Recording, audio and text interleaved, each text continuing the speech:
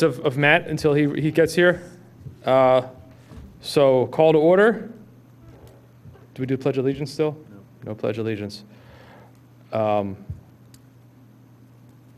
What's the first? What's call of order, Skip? What do we got to go over for that? I just did it. Easy. And now move to approve the minutes from the last meeting. Okay, you could say call to order. This is the meeting of the EAC, Oh. July 26th. This is a meeting of the EAC, Radnor Township, July 26, 2018. So the first thing on our agenda is to approve the minutes from the last meeting. Everyone got the minutes? Yes. Anyone want to move that we approve the minutes? Motion to approve the minutes. Second. Boom, done. Announcements. Is that any announcements on the agenda? I didn't print it out. That was the agenda. This is last week. Okay. Does anybody have any announcements? I do have one. I do have a couple announcements, actually. Darby Creek Valley Association, Meadowbrook Run volunteer opportunities. This Saturday, the 28th, from 9 a.m. At Meadowbrook Run in Bryn Mawr. And then it's two times in August, Saturday the 11th and Saturday the 25th, all from 9 to noon. The purpose is they mainly cut and pull invasives to spot spray in late August. They sprayed this purple loose strife. What kind of spray? I don't know, to be spot spray / paint. And it says Yeah. the spray purple loose strife. I'm guessing it's some sort of, Purple loose stripe is an invasive plant. yeah. So it's not purple stuff. So that's what they're going to spray that. Yeah, there's, Spray with Roundup. yeah. Okay. And I think sometimes they mix a dye in with it. That might be the paint part on there. So what we'll do, we can send this out, but that's an announcement, just those couple of different opportunities, volunteer opportunities for Meadowbrook. So that's one announcement. And another, also from Darby Creek Valley Association, it's really just more of an awareness. There's a federal review, a FERC review of what's called pipeline policy. So there's currently a fair amount of activity going on, particularly in Lancaster County that I'm aware of, where there's a tug of war between people, we'll say, concerned about their land versus pipeline, it says here, pipeline companies. So this is about a pipeline review process, and their concern, and this again comes from the Darby Creek Valley Association, is they're just taking a review of this and to weigh the public interest goals versus pipeline industry goals. So it's a hot topic right now, and I will send this out. There's a petition to be signed if you're interested in doing that. So I'll send that out as well. So is this a meeting or is it just a petition? It's a petition to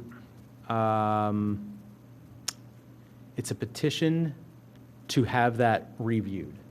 Okay. That pipeline policy reviewed. Okay. And then we'll do old business later. That's all I got. Okay. Any other announcements? All right. I think we have a presentation by the Radnor Conservancy interns.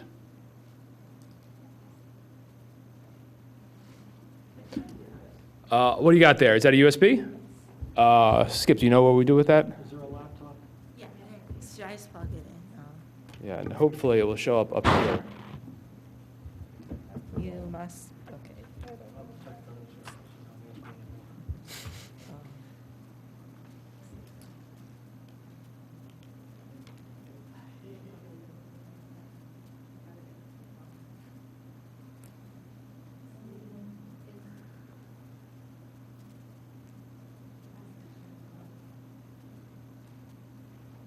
Oh, there we go. That's one.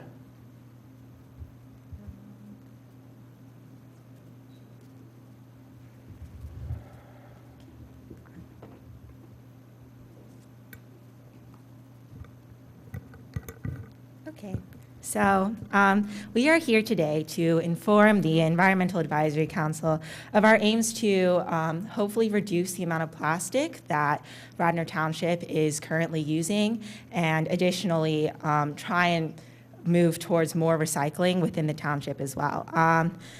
The June edition of National Geographic was titled Planet or Plastic, and I was really inspired by a lot of the images and statistics just showing how negatively the plastic impacts our globe, and it inspired us to bring this issue to the table once more. There are a lot of simple solutions that Radnor Township can implement and hopefully will implement as far as cutting back on the amount of plastic that we use as a community. But for our presentation today, we're just going to start with some basic facts about plastic that we think everyone needs to be aware of, and additionally illustrate why plastic, primarily single-use plastic, is such a big issue.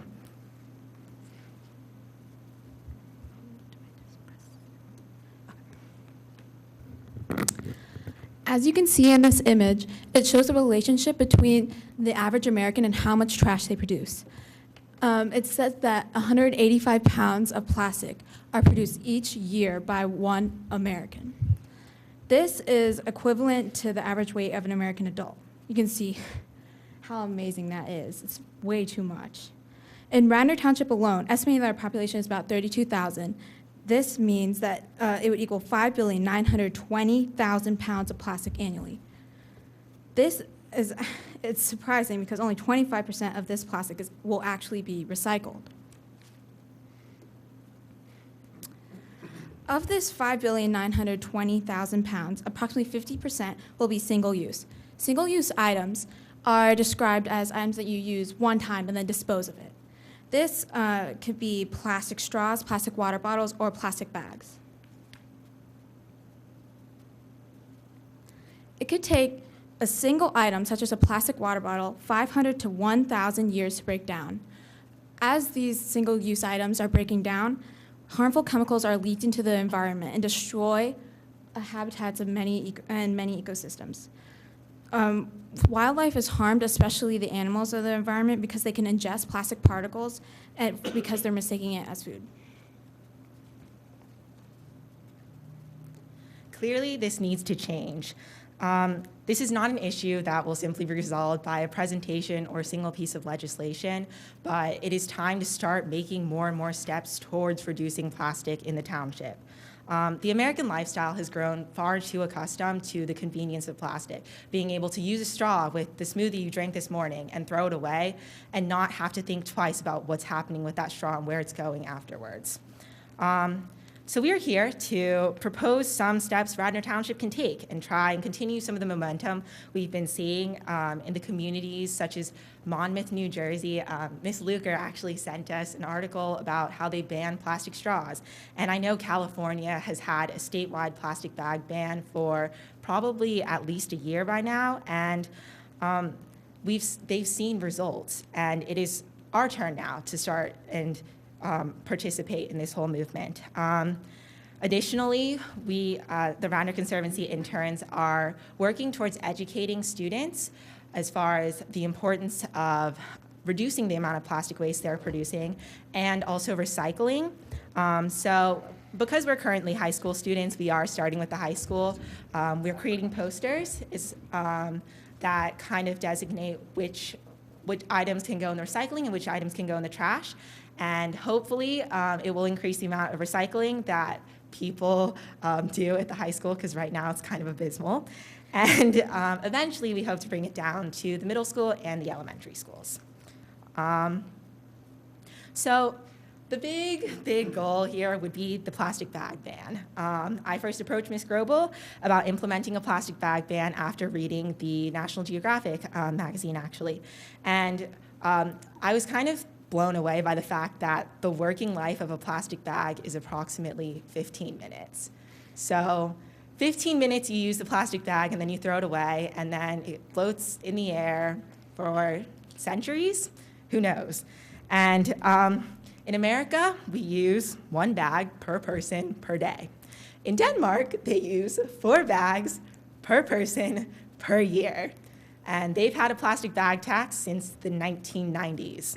The big issue is that Pennsylvania has plastic bag manufacturers that have pushed back very aggressively. And so we recognize that implementing a plastic bag tax or even a ban would be a very, very big move. So we propose that we begin small.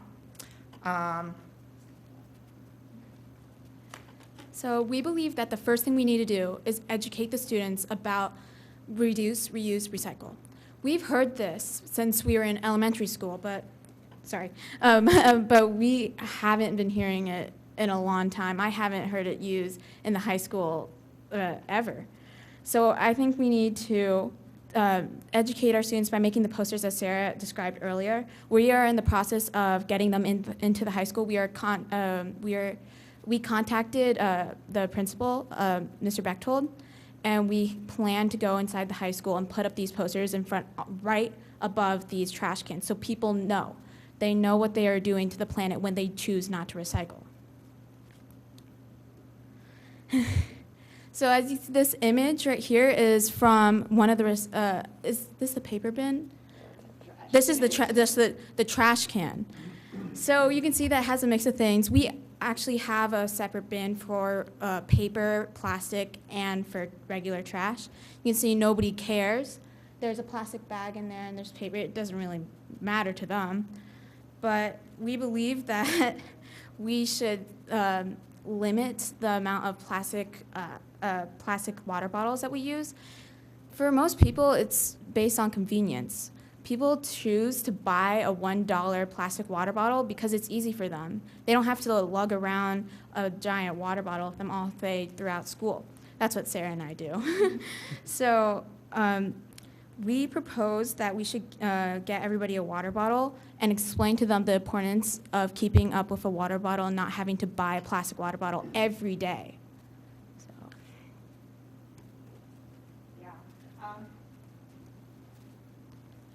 Additionally, as I mentioned earlier, there has been a lot of momentum as far as the banning plastic straws.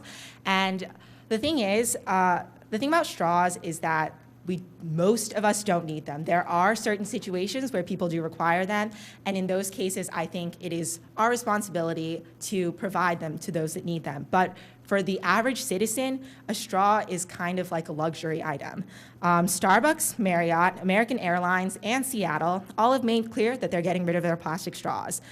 Some locations in Wayne have actually already demonstrated their commitment. We have a Starbucks in Wayne, the Goat's Beard. Miss Grovel went there, I think, a couple weeks ago, and she showed that they have biodegradable straws. And Griffin Cafe has stainless steel straws that people can purchase. And we need to start actively asking store owners to replace their plastic straws with either steel straws, paper straws, or no straws at all, or make it so that instead of having these plastic straws right up and ready for people to just grab without thinking about them, make people have to go up to the counter and ask for the straw. Because if they need it, they will ask for it. But if they don't need it, they don't need to ask for it. And I think just having that slight conscious shift will have a legitimate impact. Lastly, I just wanted to go through some very easy alternatives to plastic bags because we know the legislation is a whole complicated process, but even now, anyone can do this.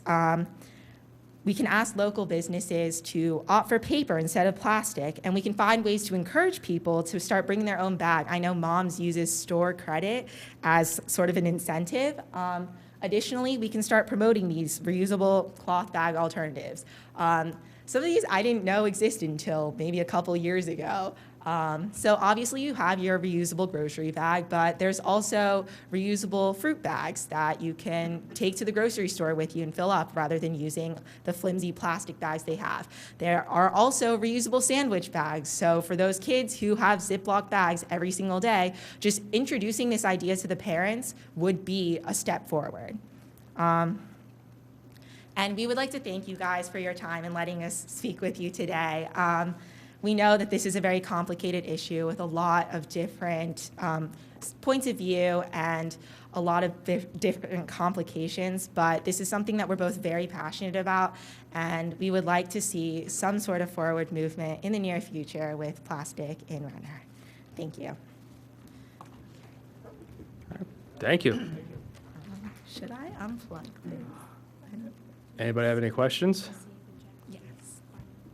In your research, did you see any thought to as opposed to an incentive, you might call it a penalty, so that when someone says, you walk in and here's your box of crackers, and they say, do you want a bag? Right now, they say, do you want a bag? And the customer says yes, and they take the plastic bag. In some areas, they charge 5 cents for the bag. Yes. And that would be a disincentive, it would make it easier for you to justify not accepting the bag, Yes. because it would cost you money. So Ms. Grovel emailed someone on the council, I forget their name, and they said that because of the way Radnor Township is and because we're a wealthier community, a tax wouldn't be enough. Well, I also meant big picture, too. I mean, Oh. not just Radnor, I mean, Okay. Pennsylvania. Oh, Pennsylvania as a whole, I mean, I think a tax, clearly in Denmark, a tax has worked. So if that's where we need to start, I know California did start with a tax as well. If that is a stepping stone, I suppose that would be a good idea. But I guess this was first proposed for Radnor Township specifically, so that's why we went straight for the ban. So what do you think, like, I think you're on the right track with kind of taking on the low-hanging fruit of the disposable straws, disposable bags, but where do you think you take that next? Like, who are you going to approach with this idea? Is it you go to your school with it, or do you go to local businesses? So we're going to start with the businesses, and so school, we are working on education mostly just because that's the biggest issue. Just as far as we've seen, a lot of our peers don't care that much, and that really needs to change because we are the future.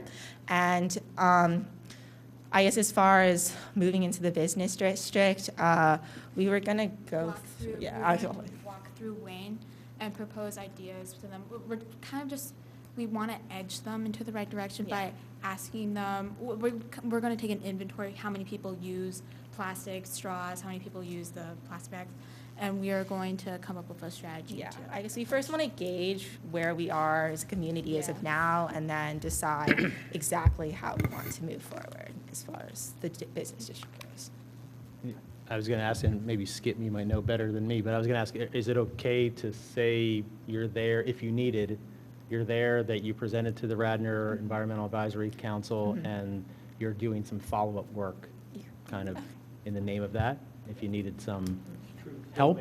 It's truth. That wasn't saying we were, telling you to do it. I was saying if you need, you could at least say we're, not like you're on official business, but you've officially come to the EAC and you have some follow-up items that you're doing. I think it's fair to say that. I think in a perfect world, the EAC would in some way appear to endorse the idea.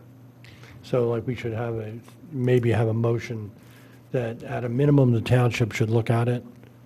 So maybe the story could be, the EAC heard our presentation, recommended that the township consider some possible ordinance or regulation that would require biodegradable straws.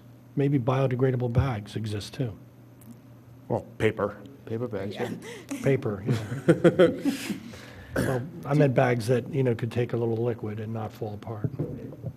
Do you think that we should make a motion, and would that go to Radnor Township? I'm just the liaison here. I'm just, I'm giving you an idea, though. But the proper parliamentary procedure would be, I Well- propose a motion that we recommend to the larger body, Well, you recommend to. being the that- Board of that Commissioners. The commissioners review this tape or whatever, or at a minimum, consider the idea of initiating some local ban, whether it's mandatory or not, on straws and plastic bags.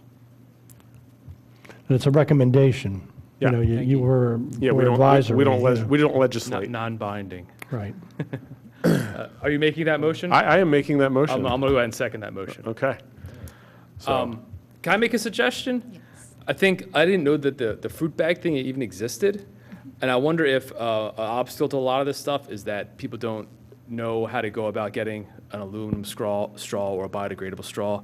And maybe if you found somebody who supplies that stuff, you can bring them to the school and be like, hey, here, like come to the school one day and sell it, and sell your bags, sell your straws.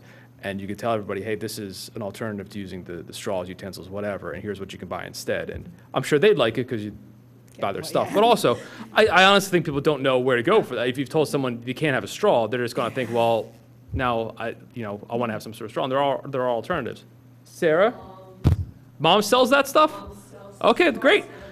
Well, you know what? You can even talk to moms. I bet they would be happy to help you with something like that. Skip, is that motion something we should submit to the Board of Commissioners in writing? Okay, so I could write that up, and who would I send it to? Ben?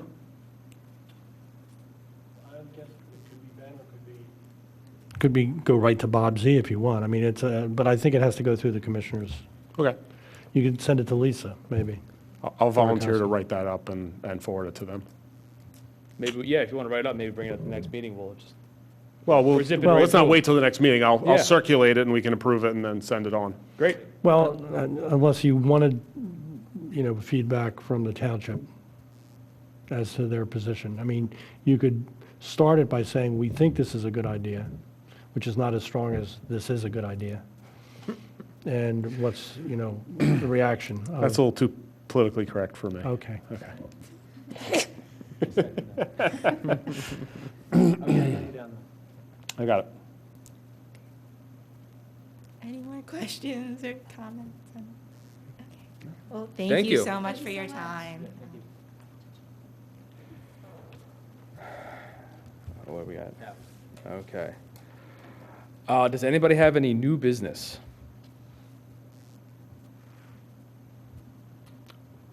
Well, this might be the right spot. Okay. Just before the meeting, I was briefly circulating a copy of the Inquirer, and we just did get off the topic of recycling, and I showed it to our interns, and I'm sure everybody could see this. It was Monday, it was the front page, and it's a discussion about single-stream recycling costing the townships and the city of Philadelphia money per ton. Even though I'm just a liaison and all that, but I think that one of the things the EAC could do would be to, just as we did with the green program, well, this costs the township money at this point. And it might be worth taking a different approach to our recycling.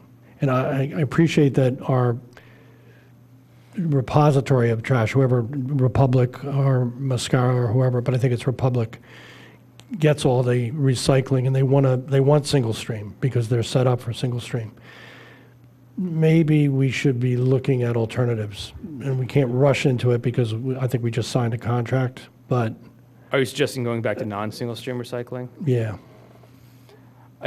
I Do you think, have any thoughts on the impact of that? I mean, was it benefiting? And it Well, costs money, but take the financials out of it for a second. How effective do you think it's been? I don't know, I didn't know exactly how the economics worked, and I've lived in the township long enough to tell you that I remember when we separated paper and plastic and aluminum. And when there were 3 domes out here by the parking lot initially to take glass bottles, and you had white, brown, and green. I would say your guidance would have to come from the place you're taking the recycling, or the recycler who's coming to pick up. And I don't think we should go back to non-curbside. I think politically that would be really hard. But, I bet a good quarter of the residents to a third remember separate containers for paper and, I feel like we've had this conversation before, maybe not, I forget if it was here or not, but I think the argument for single stream, because I think I made the same point of you get a lot of stuff you don't want in there. the argument for it was that more people are willing to do it Yeah. because it's easy. You get an increase in volume, but a decrease in, I'm guessing, efficiency. And I think when you separate it, it's more efficient, but people aren't participating as Well, much. and there might be some hybrids. Fewer and fewer people get the newspaper, but newsprint used to be eminently recyclable. And with the tariffs that we just have to deal with right now, a lot of the aluminum cans were already being recycled years ago because it was the best single thing in the recycle stream. maybe we can't or don't go back all the way, but I don't know if people would be willing to do just aluminum cans. Well, I think one of the questions also to consider is, even if single stream recycling costs money, does it cost less than? It does cost. Trash. So far, it still costs less than trash. Yeah, so I mean, at that point, you're probably better off letting the single stream. According to No? the newspaper. $49 a ton to go to the landfill, $49 a ton to go to the recycling. That's the latest thing that Radnor's saying. $3 a ton for trash. Oh, 33, thank you. And 49, So it's actually costing more money to recycle than to just landfill it. Yeah, and that's the point, but you don't want to do that environmentally. right. So I guess the question is, which one's cheaper, single stream or the non-single stream? That's probably up to the, Well, in the Philly article, trash was more expensive than recycling. In Radnor, recycling is more expensive than trash. I mean, theoretically, we should just throw everything in the dump if we wanted to save money. right. Well, that's my, I guess, point and concern don't do is that, is there a way to measure it without financials? I.e., what's a more effective for what you're trying to achieve, whether it's reducing landfill, whether it's maximizing recycling, whatever, what's the Well, benefits of the program versus the cost? Part of it is, I think, that it's not carved in stone that it'll cost more. In other words, we should shop the contract. There might be multiple single-stream entities. Okay, it could be, so you're saying it could be still, single stream still the answer, it's just having a better contract for it? Well, that they're more efficient or they have better methodology to separate the bad stuff. I got you. Maybe they should go to whoever Philly is going to because they're only 38 a ton.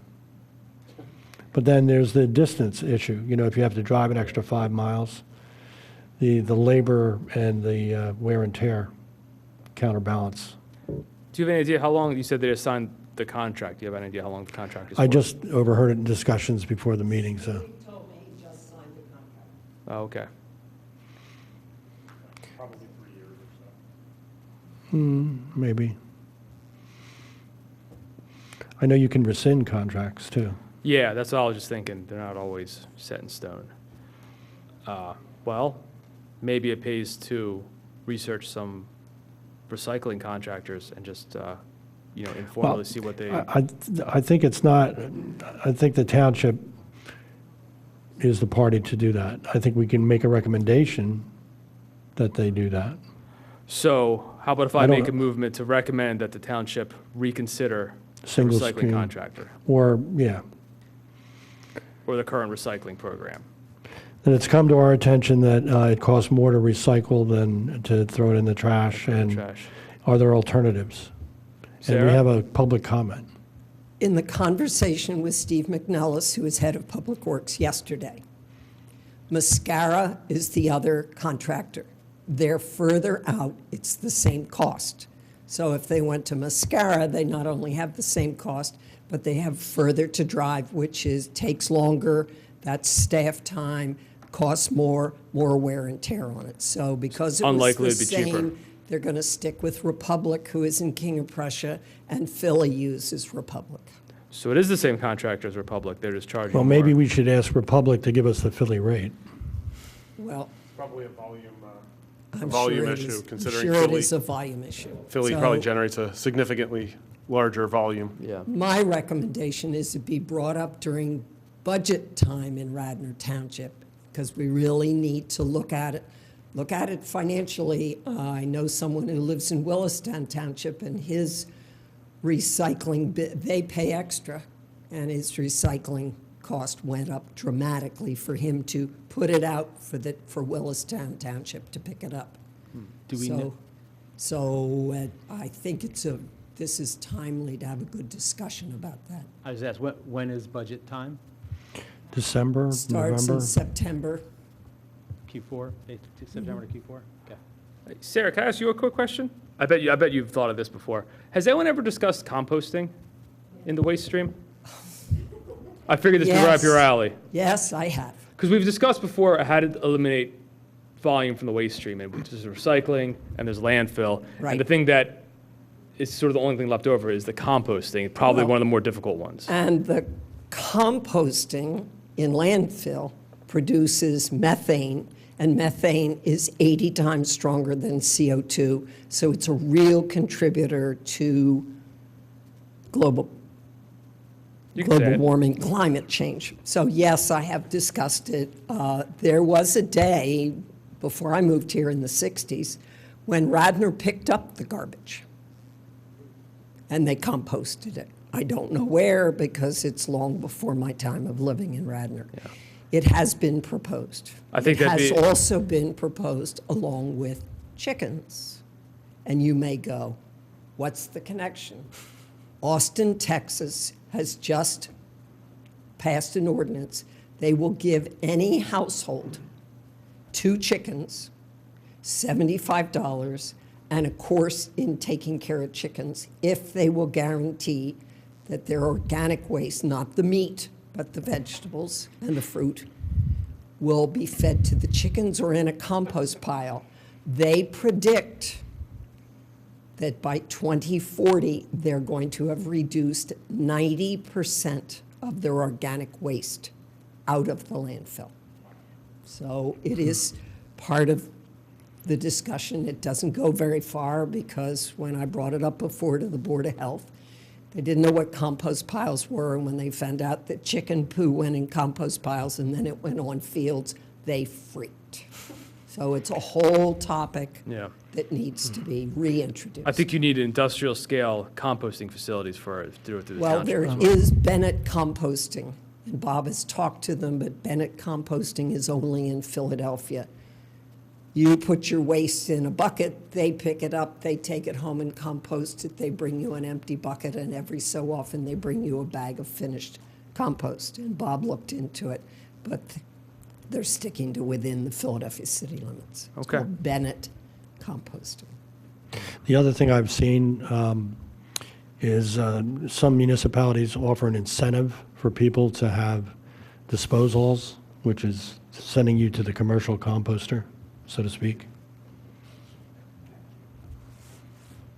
So while we're on the topic of waste, does anyone know if the township has ever looked at charging for trash disposal by volume instead of just everyone pays the same? Because I know a lot of programs have it where you have a specific size trash can and you pay for the size trash can you generate. And does anyone know if Radnor's ever looked into that? I think it's probably politically pretty sticky. Okay. So probably not. Lower Merion does?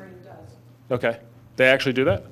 You get one can of a certain size for a certain price. You add a second can, even for your trash, you're paying a higher price. Yeah. That's mainly for trash, not for, usually recycling's free and it increases. Of course, in our case, pushing more recycling is going to cost us more money, which is somewhat counterintuitive, but,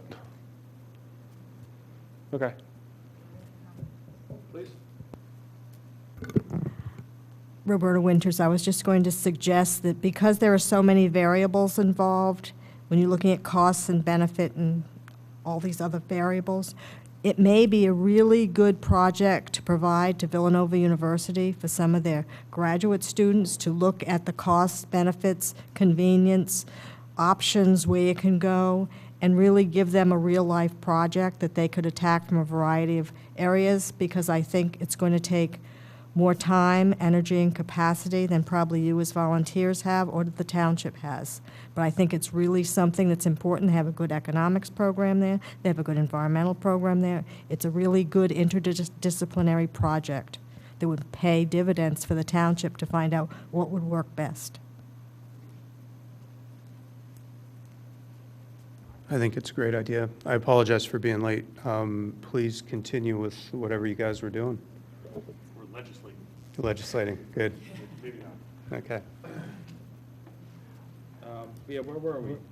We're on, that was new business that Skip brought up on the recycling costs. Skip brought that up, that's right. Can I just make a quick comment Please. about the pay-as-you-throw? So I actually used to live in a city that did that, and I guess what happened was you had to buy these bags from like local grocery stores, and each like he said, each bag costs a certain amount, and it would make people more conscious about how much, like what they were recycling. So I guess because they had to pay for the trash that was going in the trash can, they would be very like diligent about separating their recycling. And yes, sometimes you do have people who would just kind of throw everything in the recycling bin, and that is an issue you have to address.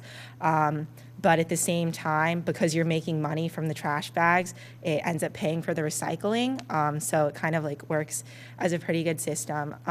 Additionally, I guess my mom used to live in California, and she mentioned something where the recycling or trash collectors actually went through the recycling, and when you didn't separate your recycling properly, you were actually fined, and that was how the people who like disposed of the recycling actually made a lot of money. So that's another incentive. I don't really know how. Radnor used to do politics- that, sort of. Really? They would slap a warning sticker on your container Really? I don't know. first. exactly They wouldn't how it fine you immediately. Oh, okay. I just know. That's what I've been told. So those just a couple of inputs from my personal experience.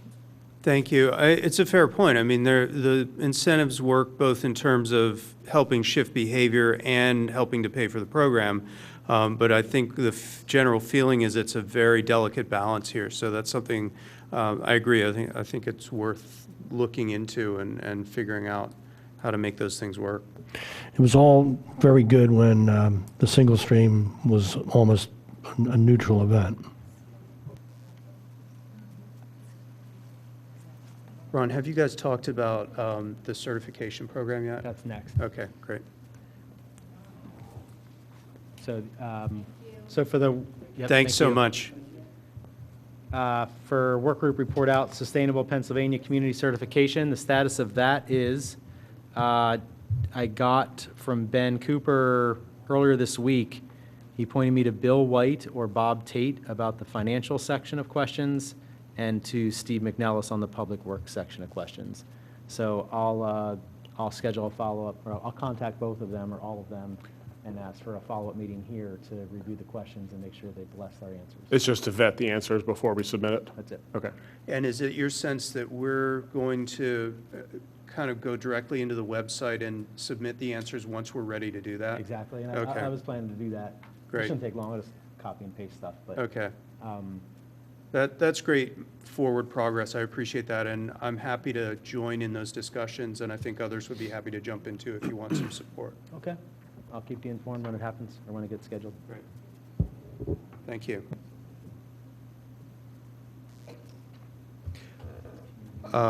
Yeah, so I don't have anything on environmental education and awareness. Has anybody else got updates?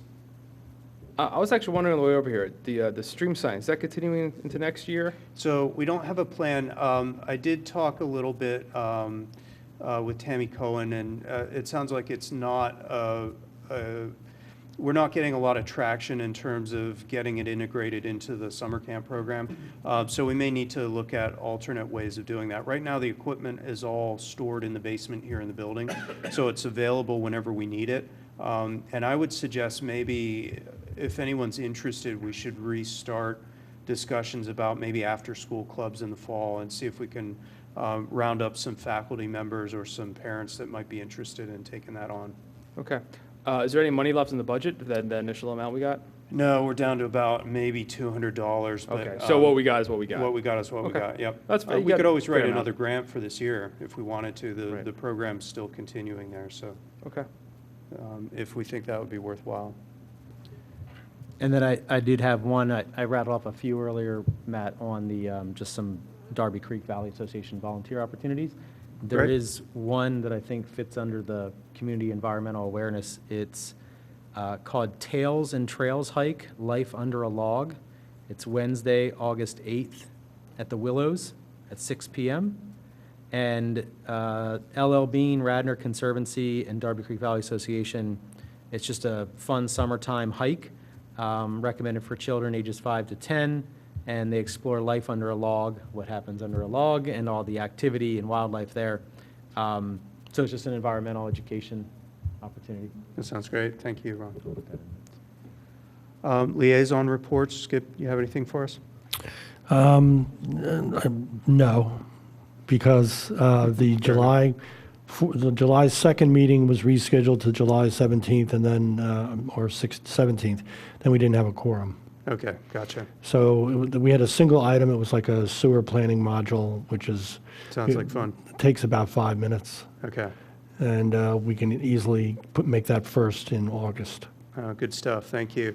I don't know if this is anything you guys have been involved in, but I understand the Board of Commissioners is looking again at stormwater stuff, and that there's a potential of doing another study in North Wayne. Well, there's a stormwater meeting in this room in 18 minutes. Interesting, okay. I didn't They had a realize sign that. posted, and so that's Okay. just housekeeping things that we have to wrap up then. Okay, so we'll wrap it By up there. 7. Okay, fair enough.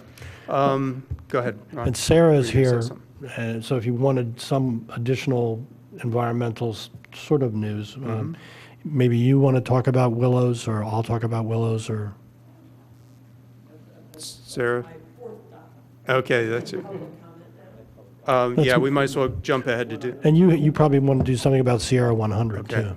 One more old business item, and then we'll jump to that. It was on last month's notes on old business about Stoneleigh. I just got my email from Molly, right, the weekend. Again, things seem to have simmered down still, but Lower Merion still has said it's not, all options are on the table. It's not officially off the table.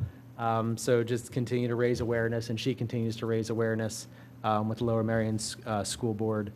So there's still an ongoing effort there to try to take it fully off the table. Nothing critical right now, but just continued awareness. Great, thanks, Ron. Sarah, it's all yours.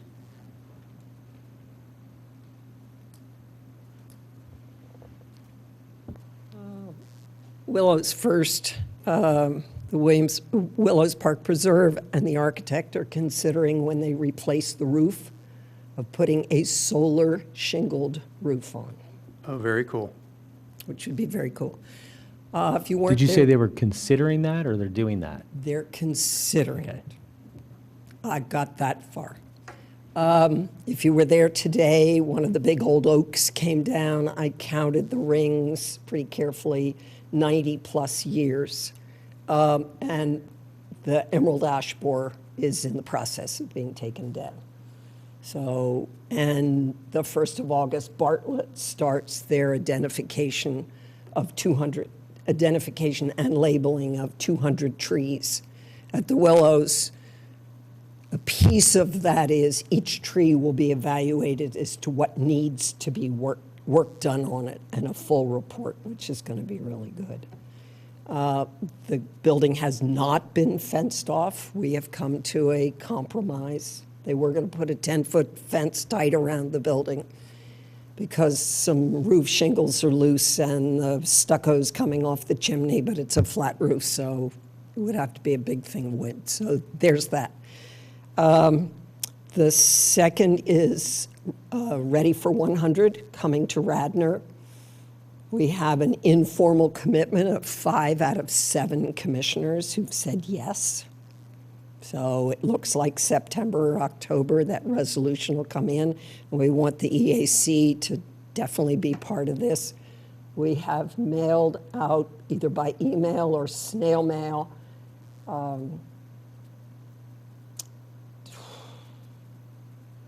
265 letters to individuals in the township.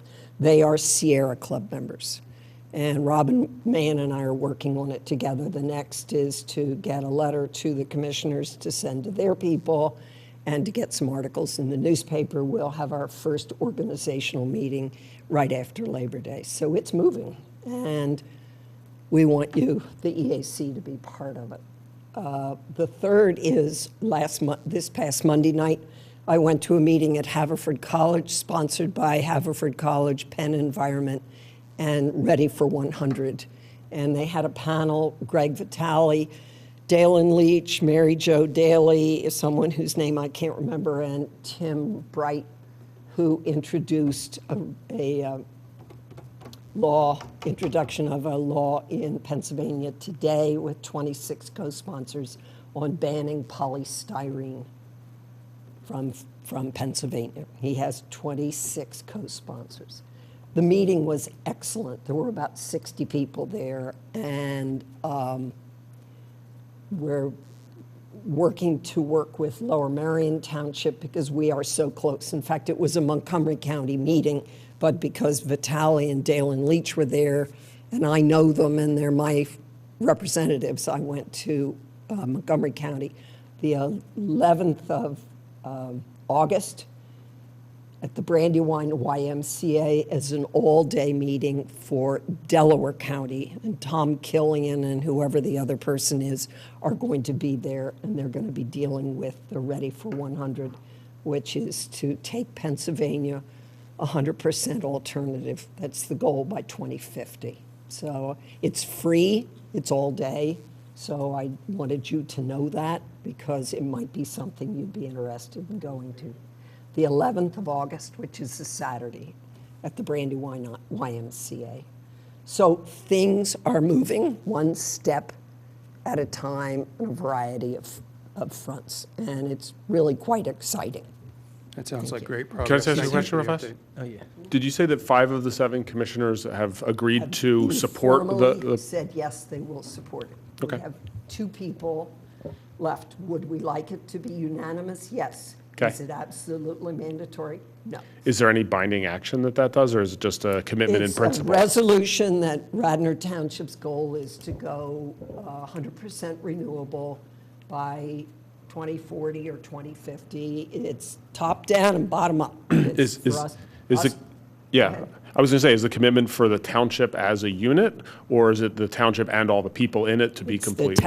It's the township and all the people. There's always a benchmark. Okay. And I know the benchmark for the first year is to get every church, every school, every college, university tied into it to the same commitment, so we all begin working together. Excellent.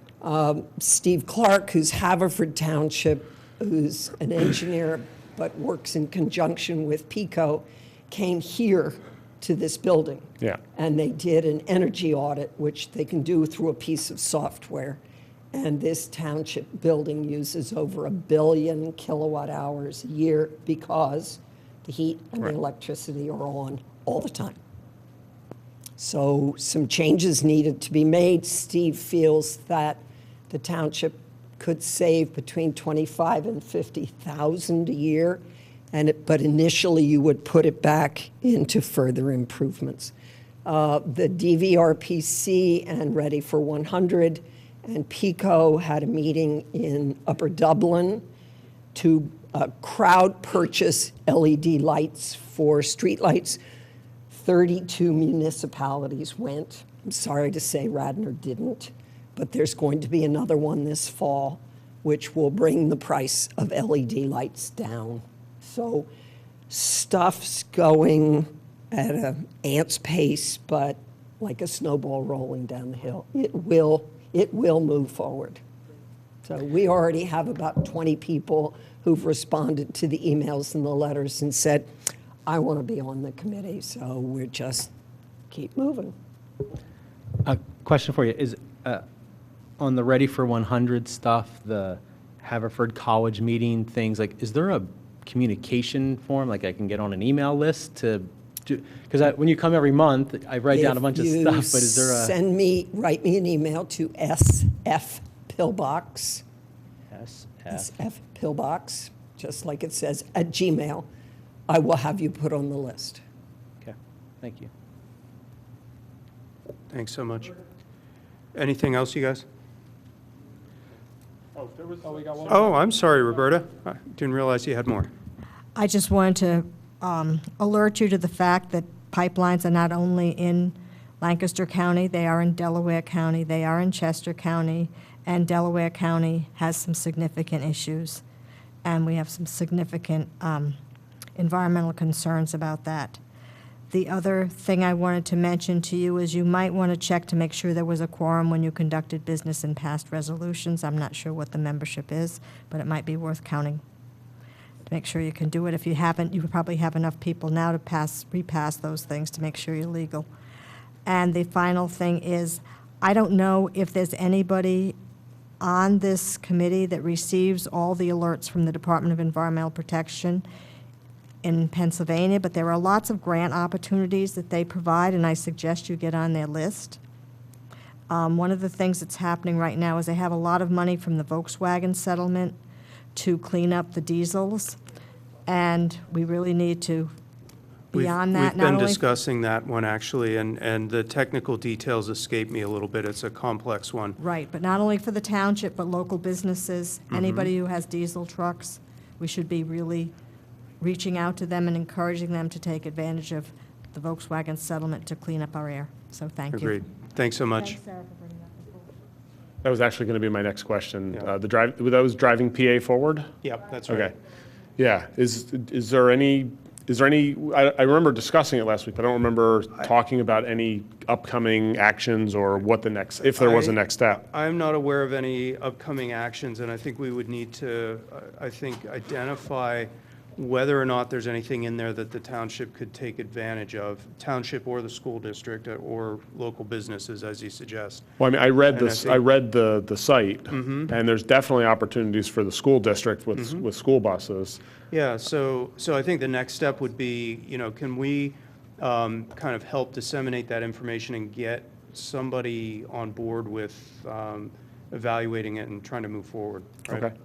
Is- Yeah, and I'd be in favor of that. I think it's just, it's one of those, it's a complex enough program that I'm not sure I even know what direction we'd want to go with that. Gotcha. Maybe talking to someone in transportation? Yeah. Or is the school board transportation separate from the? I believe it is, okay. yeah. So that would probably be a good step. If you're interested in reaching out to them, that'd be a great, I can try. okay. Fair enough, thank you. Okay. There are the DEP office in Norristown is very helpful. Oh, great, thank you. And they also just had a lot of grants that they had Mm-hmm. closed a few weeks ago for, water buffers and Mm-hmm. streams and all that stuff. I mean, they have stuff coming out all the time. Okay, So it's really important that you get on those lists. And maybe you can just contact the DEP office in Norristown, find out how to get on that list. absolutely. That sounds good. Thank you. All right, You guys have to redo the resolution about plastic straws and bags. Andrew, would like to I'd like to reintroduce the resolution to recommend to the Board of Commissioners that they consider a resolution banning plastic straws and single-use plastic bags within the township. I second that. all in favor? Aye? Aye, passed. All right. Yeah, Thank you. thanks for doing that, you guys. All right, good. Meeting adjourned.